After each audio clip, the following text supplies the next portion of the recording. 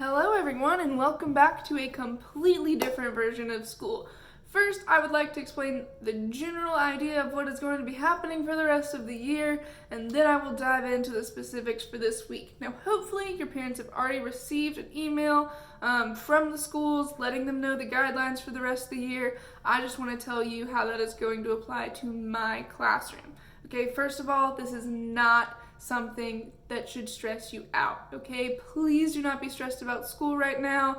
Everything that we are doing for the rest of the year is for the sake of your learning, improving your grades, helping you have a good understanding before you move on to the next grade level. Okay, that being said, in my classroom, what that will look like is that you will get one post on Google Classroom per week, and that post will come out Monday at 8 a.m. Okay, any assignments on that post will not be due until Sunday night. So you have the entire week to learn in your own pace and turn that in whenever you are available to do so. Okay, this is what that post on Monday will look like. Okay, it will first of all include a video, most likely of me, explaining the topic, kind of like the one you're watching right now. It will also include, most likely, 2 assignments per week. Now again, they are not technically due until Sunday night, but I'm going to recommend trying to turn in the first one by Wednesday night. That way I can go ahead and look at it and give you some feedback before you move on to the second one in case there are any misunderstandings. Now, where you will find this, I will make a big post on Google Classroom like we're used to. Okay, here's what Google Classroom looks like. We've been using it all year. Alright, now this is called the stream. If you're on a computer, you'll see this button up here that says stream, and this is just live updates of everything I post. There's also a tab off to the side that says classwork, okay, and that's where you'll be turning in your assignments. Now these assignments will still show up on the stream. They'll look like this, with a little pink clipboard off to the side. For instance, we did this back when we did the E-Day assignment. We also did it for your autobiography at the beginning of the year. So you will click on that and it will take you to the assignment. Now yours will look different from mine. You will have a button over here that says turn in. So if this is something that you need to either type in a Google Doc and then submit, or write on paper and take a picture of, that's where you'll submit it. It might look different from week to week. So on other weeks, it might be that I attach like an online Kahoot or something that you can just click on and submit that way. But if it's anything that you do separately and then turn into me, that is where you will be able to turn it in. The other cool thing about this is that once you turn it in, let me find someone to be an example.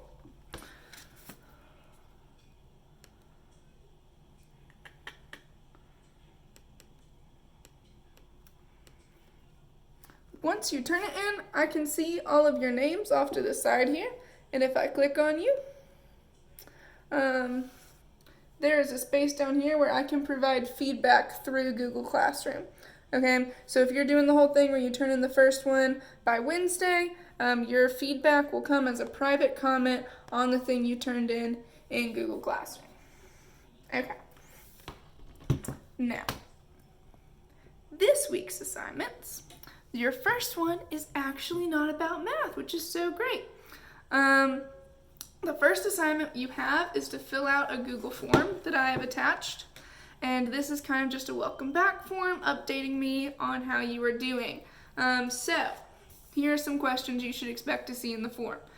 It asks you to share a positive experience you have had since we got out of school. So for example, I have thoroughly enjoyed being able to spend more time with my husband and my dog, and also getting a whole lot more sleep. That has been wonderful. It also offers you the chance to share a concern that you have right now. For instance, I really miss y'all. I hate that about what's happening right now, not getting to see people. I'm also really concerned because one of my brothers is supposed to be getting married in May, and I'm worried about his wedding. Next, it asks you to rate some math topics, things that you may have learned in my class or a previous class, and you're supposed to rate them from 1 to 5 on how well you actually remember how to do them. Lastly, it gives you the option to share anything specific about your situation, such as you don't have the ability to take pictures or you can only work on weekends, things like that. Just let me know. And lastly, if you think there's something that myself or the school can do to help, please let me know. For instance, one of my special situations, I haven't been able to get back into my classroom yet. I'll do that later this week, but right now, I don't even have a calculator at home. So, if you left your calculator at the school, that would also be something you could let me know. All right, moving on to this week. Okay, this week's math, after you've done the Google form, you do have a math assignment, and we are picking up right where we left off. Okay, so we're going back into the rules about exponents, okay? And we are going to focus specifically on multiplying exponents, okay? We learned a lot of rules before we left, but the ones about multiplying are the most important. Now, I'm going to go over all of the rules real quick. Also, you'll see in my post that I have attached the same slideshows that I attached several weeks ago before we left school that also have those rules and several examples. But for those of you that like to hear someone explain things, I'm going to kind of try to go over things as well. Now, again, I'm using trial and error here, so if you can't see this super well, that might be something to let me know and I can try to make adjustments. All right, now the first rule we learned was multiplying with exponents. So for instance, if I have x to some exponent m times n to some other exponent n, I actually want to add these two exponents together, x to the m plus n. So for example, x to the third times x to the eighth, 3 plus 8 is x to the 11th. Now, if there are multiple things going on, the same rule applies. However, this rule only applies to exponents. This is one of the common mistakes that I saw before we left, is that people wanted to use this rule on all numbers. Now, this 3 and this 5, these are not exponents. These are called coefficients, or you may call them the big numbers, the ones out front. Now, these numbers work the same way they always have. So 3 times 5 is still 15. These little numbers are the ones that are exponents. So here I have x to the second and x to the third. So I add 2 plus 3 is 5. Another common mistake I saw is that some people want to add all the exponents. However, I can only combine exponents that have the same base, or the bottom part. This x right here is what we would call the base. This one also has an x in the base, so these can be combined, but I can't combine x's with y's. It's the same idea of combining like terms that you've seen all year. Okay, so I can combine x squared and x to the third to get x to the fifth. I've also got a y and a y to the fifth. Another important thing to remember is that when a variable does not have an exponent, you can pretend there's a 1 there. So this is 1 plus 5, which gives us y to the 6th. Okay, next we have what I'm going to call multiple exponents, okay? Now the fancy terms are in the slideshow. This is called product to a product. It means that there is more than one exponent on the same variable, kind of like this, one lower and then another one above it. You'll usually see this with parentheses. And so here I have x to the m to the n. That means I need to multiply both the exponents. So for instance, x squared to the fourth, 2 times 4 gives me x to the 8. Now this rule usually comes into place when we are distributing exponents. Okay, so for instance, if I have multiple things inside parentheses and then an exponent on the outside, that exponent gets put on both of the things that were inside the parentheses. So for instance here, I have in parentheses a squared b, and then outside I have to the third. This exponent 3 needs to go to the a and to the b. Now, a squared to the third means I need to apply this rule right here. There's 2 exponents on the a 2 and a 3, so I multiply them to get a to the 6th. This b does not have an exponent, so I can just put the 3 directly on it, b to the third. Another way to think about this is b to the first. If there was a 1 here, you'd say 1 times 3, which again is 3. Now another important thing to remember is that the numbers up front, the coefficients, are normal numbers. You don't have to use exponent rules on them. So if I'm distributing this little 2 in the exponent, to the 4, the x, and the y. I'm putting the squared on the 4. I'm not going to actually do that yet. I'm just going to leave it like this to help you see the steps. When I put the squared on x to the 3rd, same rule we were just talking about. This x has 2 exponents on it, a 3 and a 2. 3 times 2 is 6. This y did not have an exponent, so this is y squared.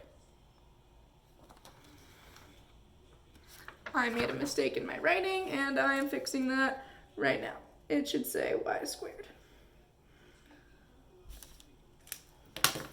Okay. Okay, now let's talk about this big number 4 again. 4 squared, we are not using the rule up here. This is not 4 times 2. 4 squared is the same thing it has always been. Squared means times itself. 4 times 4 is 16.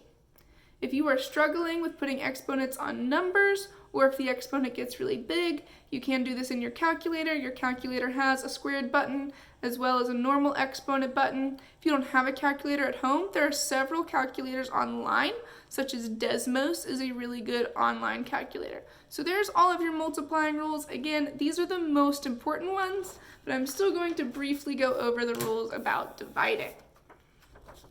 Okay, now, dividing is the opposite of multiplying. So it's done the opposite way. Instead of addition, we have subtraction.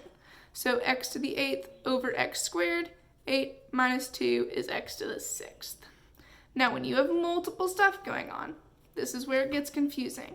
Always take things one step at a time, okay? If you have big numbers or coefficients, it's good to start there and then do one variable, such as the a's, and then the next variable. So we have 4 over 8. Again, exponent rules don't apply to big numbers or coefficients. 4 over 8 is 1/2, or 1 over 2. Okay, if you're not good at simplifying these, again, that can be done in your calculator as well. We then have a to the 4th over a to the 3rd. 4 minus 3 is 1, so a to the 1st, or just a. We then have b over b. These are technically both to the 1st. 1 minus 1 is 0, which we'll talk about a little bit later. But anytime they're the same, they just cancel out. There's no more b left, okay? So 1a over 2, or you don't have to put the 1 there. You can just say a over 2. Now, negative exponents was everyone's least favorite. So we're not going to worry about it too much because it honestly doesn't come up a whole lot in real life. Again, multiplying is the most important one, but pretty much in the math world, for some reason, we don't like negative exponents. We don't want to see them in our answers. So if you have x to some negative number like m, you move this piece to the bottom of a fraction, take away the negative. If the top of the fraction is empty, you can put a 1 there. Now, one mistake I saw before we left, if only part of the problem has a negative exponent, that is the only part that moves to the bottom. Okay, so here, 2a to the 2nd is all not have a negative exponent, so it all gets to stay on the top. And I have caught an error once again in my writing.